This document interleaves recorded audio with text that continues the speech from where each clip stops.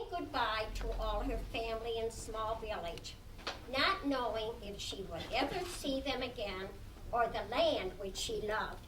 She never did get back to Sweden. She always wanted to go back, but her dream never came true. Working in America as a chambermaid, she had saved $40 to take that trip back to see her family. But the bank in which she had her money went bankrupt, and after that, she gave up her idea. Immigrants knew of poor economic conditions in Sweden. In fact, that was the reason why most of them left. My mother lived in Sweden, province of Dalarna, and I'm sure if you've been to Sweden, you've been up to Mora where they make the dollar horses, and so that's where my mom came from.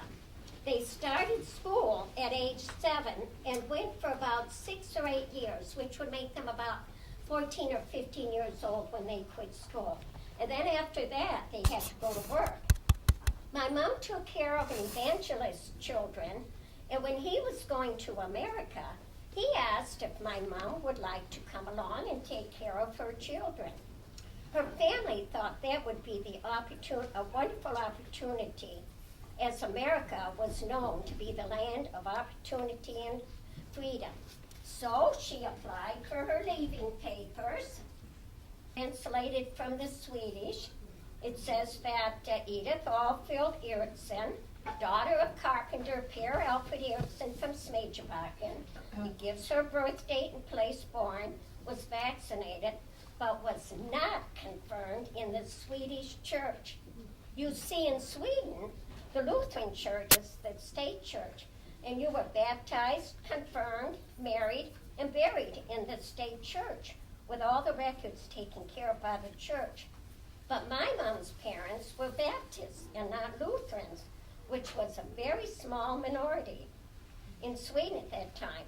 And my cousin Cornelia tells of her dad and his brothers having fights with other kids in the neighborhood because they were Baptists. It states that she was a good citizen and eligible for marriage, moving to North America of the United States. Well, when they came to Jamestown, the evangelist said that he couldn't afford her and that she would have to find another job. And she worked, as many did, chambermaids for wealthy English families, the Kents and the Fields. And they were good to her, teaching her the language and how to cook. She made 75 cents a week, but that included her room, board, and her uniform. During the great period of immigration, 1860s to the 1920s, thousands came to Jamestown. It was estimated at one point that the population in Jamestown was 42,000, 22,000 of them Swedish origin.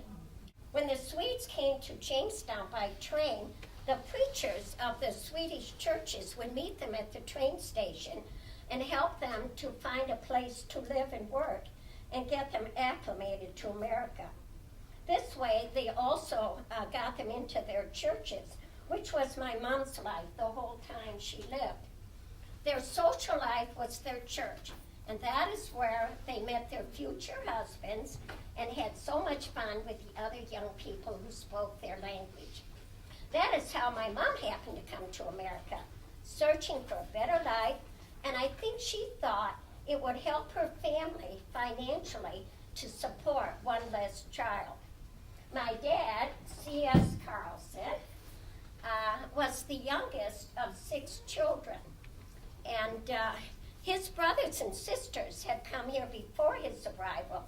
He was 20 and also came here in 1902, possibly to escape the draft, as all Swedes at 19 had to serve in the army and also for religious freedom. He too became a born-again Christian through an evangelist he'd heard in his area in Larsborg in Västergötland, Sweden.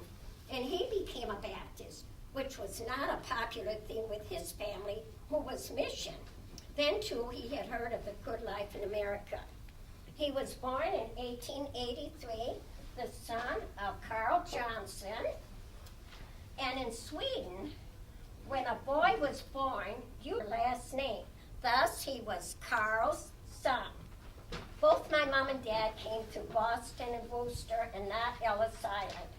On my mother's passage contract, it says that the steamer liner left Gothenburg and it went to England, Grimsby, England, and then a 2 or 3 week voyage over to Boston, and then by train to Worcester.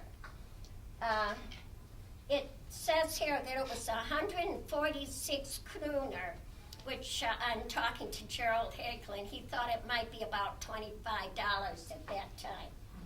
Dad did take the train from New York City to Austin. When he arrived in the train with the windows open to get air, he bit into the fruit and the juice ran all over him. He thought they tasted terrible, so he sailed the whole bag out the train window. They were tomatoes, and he'd never seen them before. Why do so many people go to Austin in Sweden? In Austin, they did lumbering. Many Swedes worked in the woods, timber, lumber, and in the sawmills. In the sawmill in Sheffield, and had an accident which caused his arm to be sawed off. He served many months in the Warren Hospital, where they tried a new process of screwing his arm together with many screws. And I screwed together, and his arm was always shorter, and he had many abscesses from the screws. They kept working themselves out. But anyways, all the money that he had saved to go back to Sweden, he too wanted to go back in 2 years, went for the hospital bills because they didn't have any compensation in those days. So then for a short time, he ran a restaurant in Sheffield. He never knew how to cook, serving the lumbermen in the area, and then to Jamestown, where he started in the meat business. He became a citizen in Austin in 1911, disavowing his allegiance to Sweden and their king. He had learned the meat business in Sweden, and when we were over there to visit the home where he was born, we saw the land, which wasn't that conducive for farming, and the slaughterhouse. This is their slaughterhouse, and this is the house that my dad was born in. And naturally, I cried the whole time in Sweden, for I was now visiting the land that my parents had longingly told me about, and the home where they were born. After my mom's dad died, my mummer, which is mother's mother, and there she is, wrote my mom and told my mom that her dad had died and things were hard in Sweden, wondering what they could work out. It was during World War I by censor due to the war, and the border in black meant that it was a death letter. Well, in 1919, after the war, my mummer, age 65, came with her 2 daughters and 1 son, staying with us until the children found an apartment and my grandma lived with us. As she couldn't speak English, we children had to learn Swedish in order to communicate with her. So at an early age, I learned the Swedish bedtime prayer, Gud som havet barnen kär, se till mig som liten är. God who makes the dear children look after me who am little. And he certainly has done that and continues to do it.